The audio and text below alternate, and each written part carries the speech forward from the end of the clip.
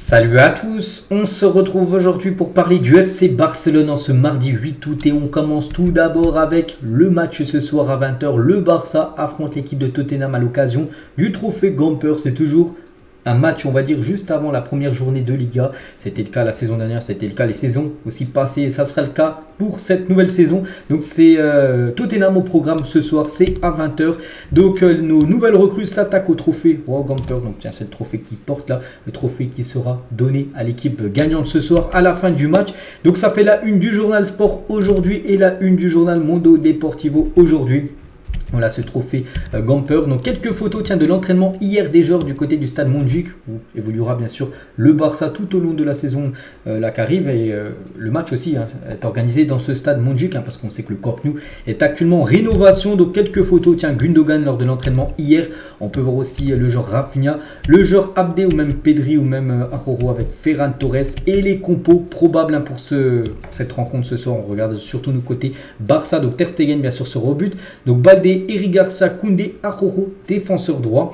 Gundogan, De Jong, Oriol Romeu et Pedri, milieu de terrain. Et normalement Lewandowski et Rafinha en attaque. Donc après, bien sûr, c'est compo probable. Ça peut beaucoup bouger. Donc en face, il y aura Harry Kane qui sera titulaire. Il va falloir faire attention. En gros, là, c'est quasiment des belles équipes. Vraiment, c'est un trophée Gamper. Et là, les deux entraîneurs, que ce soit Xavi ou l'entraîneur de l'équipe de Tottenham, vraiment, ils mettent les compos, les plus grosses compos, en gros, pour bien évidemment cette rencontre. Donc voilà, la compo Mundo Deportivo et celle Marca. Bon, c'est quasiment les mêmes joueurs qui sont alignés. Peut-être à noter qu'ils mettent Ansu Fati, ils mettent aussi Dest qui pourrait commencer titulaire. On verra bien sûr, ce sera quoi la compo officielle. Et concernant un joueur qui ne sera pas là, c'est Inigo Martinez. Difficile pour Martinez de revenir de sa blessure. Son retour ne devrait pas être avant septembre. Donc ce soir, bien sûr, il est forfait. Et même pour les premières journées, quasiment les 3 premiers matchs de Liga qui arrivent là dans les prochains jours, il sera forfait. Inigo Martinez. Et concernant l'arbitre de la rencontre ce soir, c'est Jesus Gil Manzano qui a souvent arbitré, bien sûr, le Barça dans le passé. Ça sera lui au sifflet lors de ce trophée Gamper. On va parler maintenant au niveau Mercato. Bernardo Silva est allé dire à Pep Guardiola qu'il voulait partir, mais sans succès. Pourtant, Guardiola, il y a quelques jours, j'en ai parlé, une déclaration de sa part, il a dit: je ne veux pas de joueurs de ses propres mots, je ne veux pas de joueurs dans mon club qui veulent plus rester du côté de son club. En gros, si un joueur lui demande de quitter le club, il le laissera. Et là, on peut voir que Silva est parti voir Guardiola pour lui dire voilà, qu'il a envie de quitter le club. Et en gros, Guardiola lui a dit non. Alors qu'il avait dit totalement l'inverse il y a quelques jours, Pep Guardiola. Donc le Barça aime Bernardo. S'ils ne peuvent pas le signer cet été, ils réessayeront à l'avenir, bien sûr. Voilà, ça a déjà été le coup l'année dernière. Là, ça va être compliqué. Et le Barça reviendra à la charge l'hiver prochain, l'été prochain concernant Silva, si c'est pas possible. Donc le problème, c'est qu'il devrait même prolonger Silva.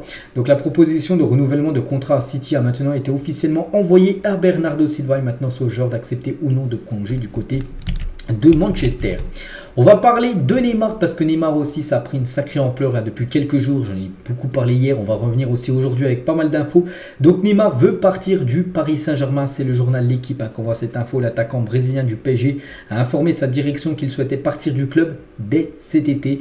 Donc Neymar lui reste 4 ans de contrat du côté du PSG, il a un contrat jusqu'au 30 juin 2027 et Neymar il a un rêve, il veut quitter le PSG et surtout revenir du côté du Barça. Le Barça ne verrait pas d'un mauvais œil son retour, surtout après peut-être l'échec de Bernardo Silva où j'ai dit que ça va être compliqué avec certains, le départ probable de Ousmane Dembélé du côté du PSG. Peut-être Neymar va être peut-être l'option la plus crédible parce qu'on est quand même le 8 août, il reste à peu près une vingtaine de jours de mercato et Neymar les gars vraiment ça prend de plus en plus d'ampleur son arrivée et même Fabrizio Romano le confirme, ce n'est pas un secret pour personne, Neymar adorerait revenir à Barcelone, c'est Fabrizio Romano qui l'a dit. C'est toujours quelque chose dans son esprit, Neymar est également prêt, tout dépendra du Barça. Donc Neymar lui souhaite quitter le PSG, mais après maintenant tout dépend bien sûr du FC Barcelone concernant le cas Neymar. Donc voilà, il y a Fabrizio Romano qui le confirme, il y a aussi Sky Sport, un journal aussi sérieux du côté de l'Angleterre qui confirme en gros que Neymar a annoncé qu'il voulait quitter le PSG, il veut rejoindre l'équipe Blaugrana. Donc Neymar adorait revenir à Barcelone, la relation entre Xavi et Laporta est très bonne. Donc Xavi c'est son agent à Neymar.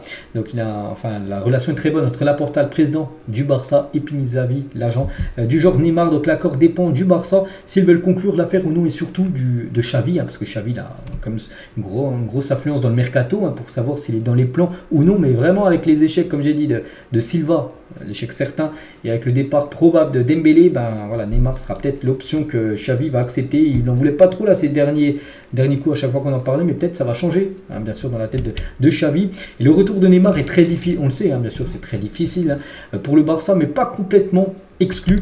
Donc d'un point de vue financier, la signature de Neymar est presque impossible, mais c'est que là aussi il va falloir que Neymar fasse un gros effort s'il veut revenir. Il va falloir que niveau salaire, il demande beaucoup moins que ce qu'il touche du côté du PSG, hein, quasiment je crois 40 millions d'euros par an net. Salaire de Neymar du côté du PSG, c'est impossible bien sûr pour le Barça. Il faudrait qu'il divise, je sais pas, peut-être qu'il touche même 10 millions d'euros, hein, ça serait un gros salaire. Après, peut-être avec les départs de quelques joueurs, ça pourrait se faire. Mais voilà, il faudrait peut-être qu'il divise par 4 son salaire, hein, s'il veut venir du côté du FC Barcelone. Après, c'est lui. Hein. Bien sûr, si le Barça lui propose 10 et il accepte, bah, voilà, vraiment, ce serait OK et ça peut se faire.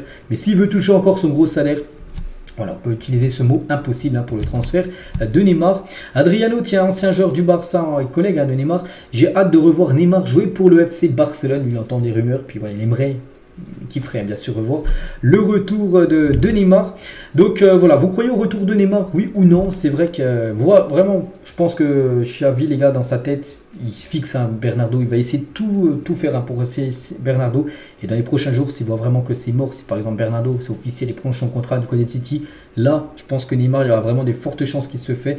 Mais voilà, pour l'instant, Xavi dans sa tête, c'est toujours Bernardo en priorité, Neymar une option. Mais voilà, Neymar peut devenir une priorité si bien sûr Bernardo devenait impossible.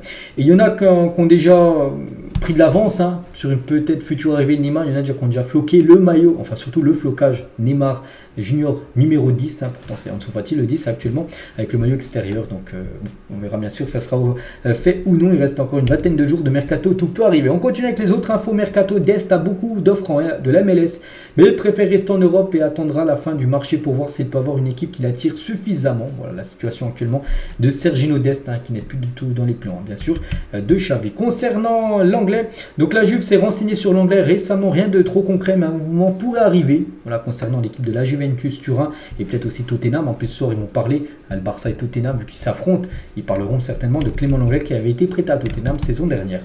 Il y a eu un contact entre Deco et l'entourage de Frimpong, mais actuellement la priorité est Cancelo. Le Bayer Leverkusen pourrait le vendre pour 30 millions d'euros.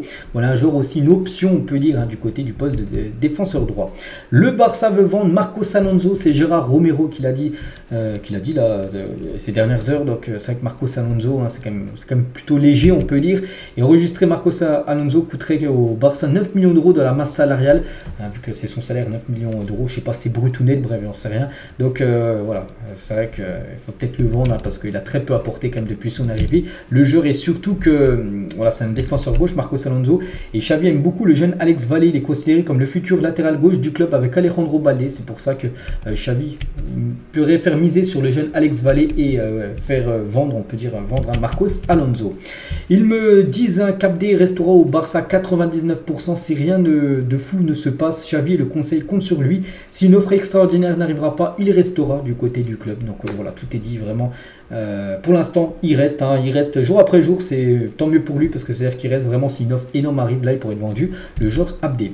Concernant Dembélé, donc lui il sera vendu, hein, il n'y a plus d'espoir hein, concernant Dembélé. Donc il a reçu des insultes de la part des supporters à l'arrivée de l'équipe au stade Montjuïc. Bon, ça je trouve que c'est très moyen de la part des supporters qu'on voit des insultes. Après voilà, c'est son choix. Dembélé, il y a plein de joueurs hein, qui quittent leur club, ils souhaitent aller du côté du PSG, c'est son choix. L'insulter, ça sert strictement à rien.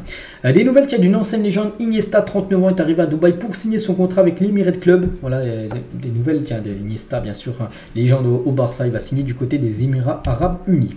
Et on finit cet épisode aujourd'hui avec la défaite de Manchester City. C'était avant-hier lors du Community Shield. Le Barça ainsi que le Bayern restent les deux seuls clubs de l'histoire à avoir remporté tous les trophées possibles sur une même année. Donc le Barça, c'était en 2009, c'est que le City aurait pu faire aussi ça, pareil que le Barça et le Bayern a remporté tous les trophées. Donc le Barça, n'oubliez pas, en 2009, LDC, Liga, Coupe du Roi, Super Coupe d'Espagne, Super Coupe UEFA et Coupe du Monde des clubs.